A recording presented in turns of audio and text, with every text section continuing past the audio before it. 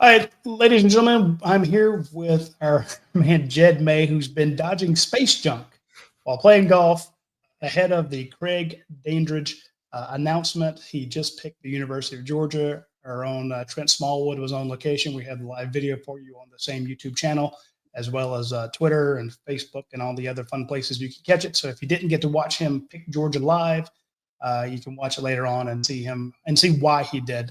Great young man, very excited that Georgia landed him. I look forward to covering him. I try not to get too partisan or biased. You know, when you cover the University of Georgia as a journalist, we're supposed to be, you don't pick sides. You're supposed to be a neutral observer. But whenever Georgia gets a kid that's fun to interview, I'm just going to be flat out honest with you and go, I'm excited that he's coming. So the kid's a crappy interview, but a great football player. I'm not as excited. And I know that's backwards, but we all like what we like. So, Jed May, I'm glad you weren't squished by any space junk coming out of the sky.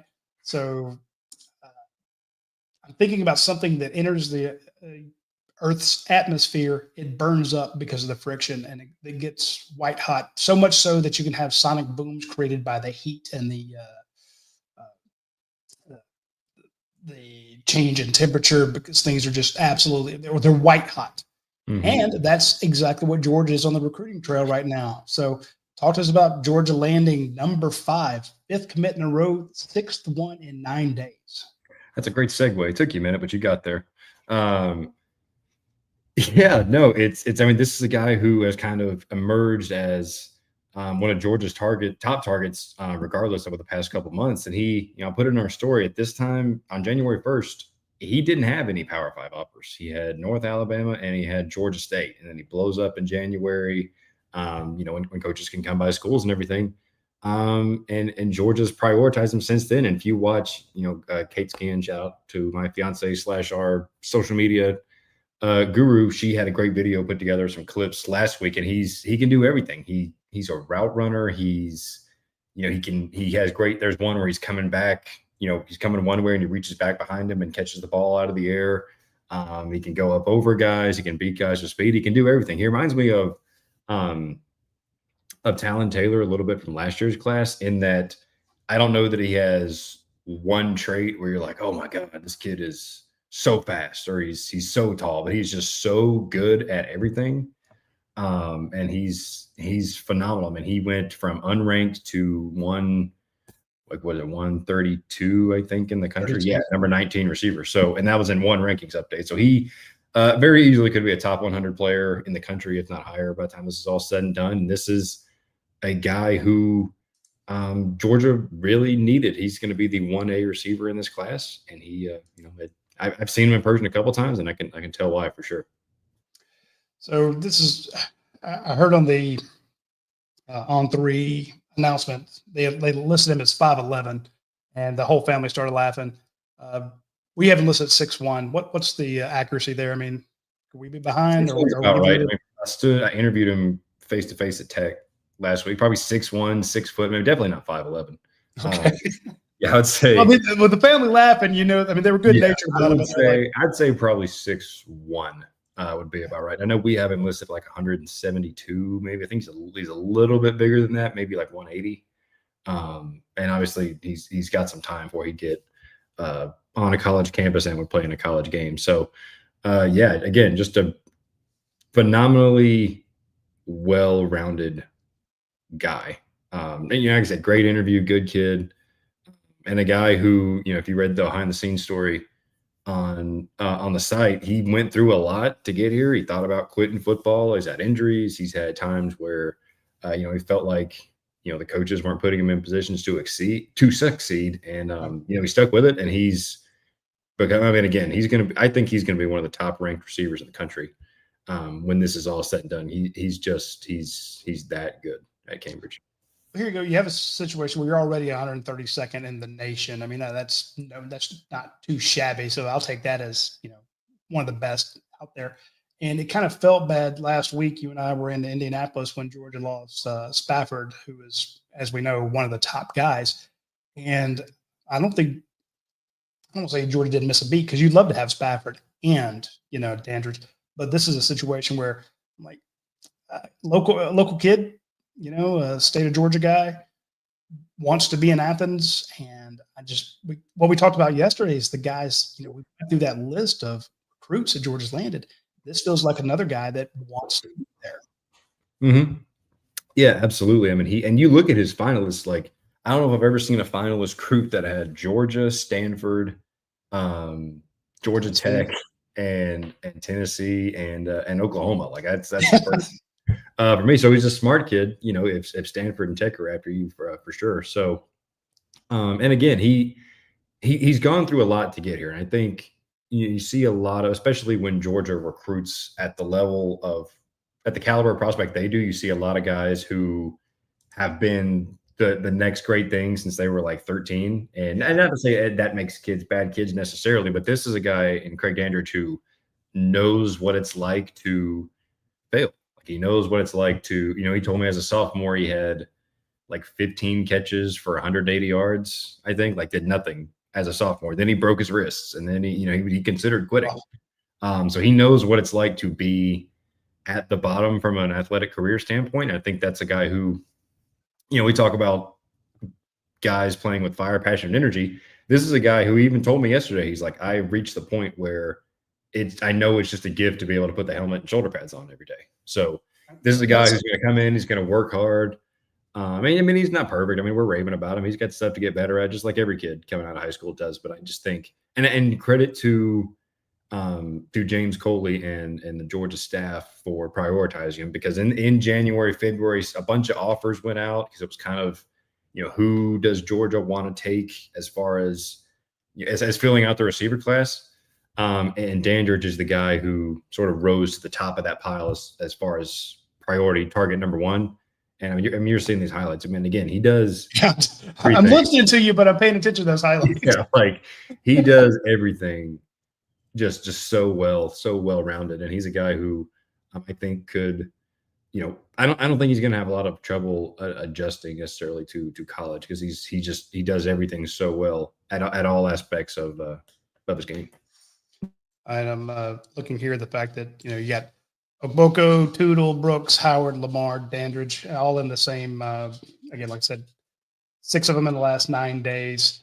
2 more go off tomorrow. 2 more announcements tomorrow. Let's talk about who they are and where Georgia stands. Yeah, funny enough, Dash was just sending me an email. So the first one that Dash was messaging me about is defensive back Chase Calicut out of Texas. He is committing at the OT7 finals at 4:00, which is actually I think it's on NFL Network maybe, or NFL Plus if you're really desiring to watch some 7-on-7 football first. But yeah, he's a guy who, it's been Georgia, Texas, Michigan. Georgia got the first visit. They didn't offer till the very end of April. So we kind of thought this was one where Georgia didn't really have much of a shot. Then he takes his official visit. He says Georgia made a move. And it's like, okay, enough of a move to finish second once Texas gets the last official visit and convinces him to stay home. We're hearing Georgia's got a real shot going in tomorrow. There's plenty of reason for optimism on the Georgia side. I know some people on the board have said, oh, this is just stirring up drama for the commitment announcement. And to be fair, we've seen that. Yeah, that's true. And I just think there's a lot of reasons to be confident.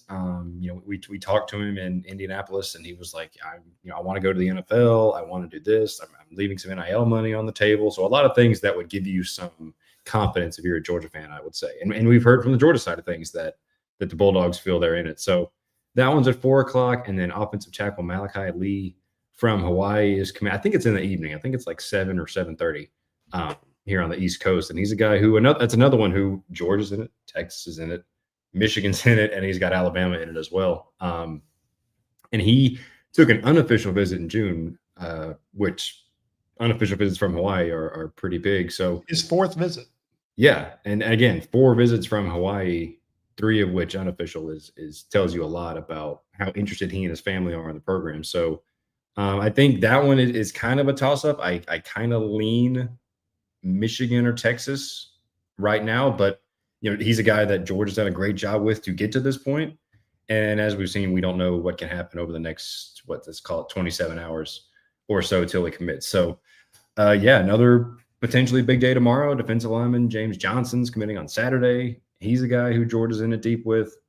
and then we roll right into next week. So yeah, we talked about it on our show yesterday. I don't remember a week, not that I've been doing this very long, but a week like this where it's top ranked stud priority targets every single day. I mean, Calicut's a top 60 player in the country. Lee's a top, I want to say 140 guy, maybe. James Johnson's a top 150 guy. So all these priority targets coming off the board at the same time, and a lot of them are picking Georgia / are leaning Georgia going into the next few days.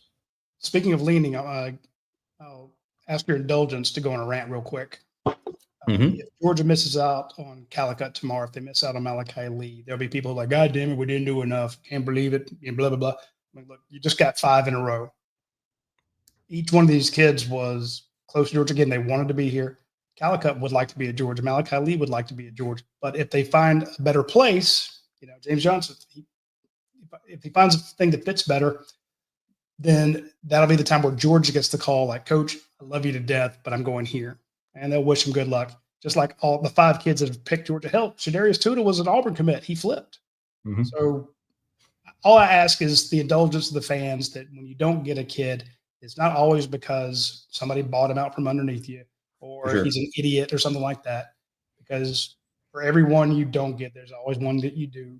So don't take it out on the kid. Not that our fans would ever do that, but it's just sometimes they're like, if you miss, you think that something went wrong.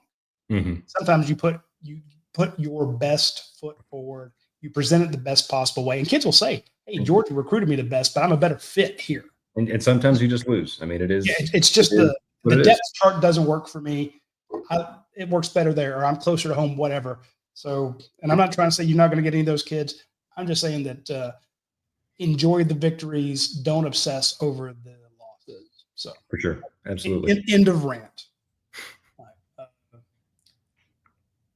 I like this. Anthony White. Can't wait to be able to get in the chat with my own 3% subscription. Yeah. Yeah. What's today? 4 days? 5 days? Yeah, 5 days. So, and a quick note on that, that app goes down on July 1st, and July 1st is the day I go out of the country for 3 weeks. So great timing on my part there. Yeah. It's going to be fun.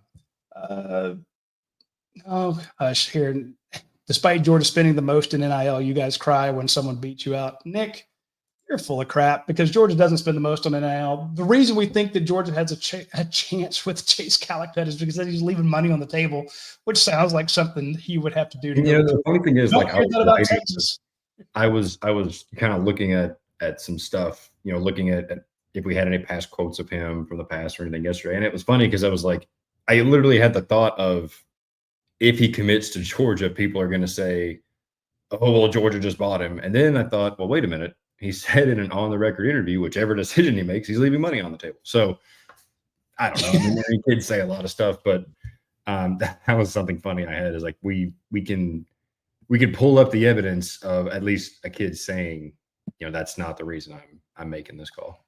You know what a kid should start doing? They should all start saying that as a cliche. Yeah.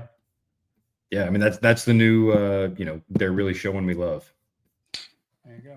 All right, kids. Well, let's get that out to all the agents out there so they can start telling their kids the new talking point. You left money on the table, and also it means you think that if a kid does really well and goes to the transfer portal, you can say, "Hey, look, we left money on the table when we signed, but now that we're in the portal, we need a better deal." God, I hate recruiting right now. I joke. You talk about this being a great week for the Bulldogs. You say you haven't been doing it a long time. You have been doing it a while. What is this? Year 4? I've been doing this since 2007, so I'm on a couple decades, and I have a hard time remembering a week like this. 6 commits, 5 of which are in the Rivals 250, 3 of which are in the Rivals Top 100. So that is nothing to sneeze at, and maybe they get 1 or 2 tomorrow, and maybe 1 Saturday. So with that, we will break until then. Maybe we'll set one up for tomorrow as well. Jed has no life. He's old. Hey, he didn't get killed by space junk today, so I didn't. Yeah, that was a new one for me. I'll say that. That's tell the people what we're talking about real quick. Yeah, so for anybody in the southeast, I guess there was a piece, a bright, a blue-green light thing went through the sky at probably 12:30 maybe today, 1 o'clock.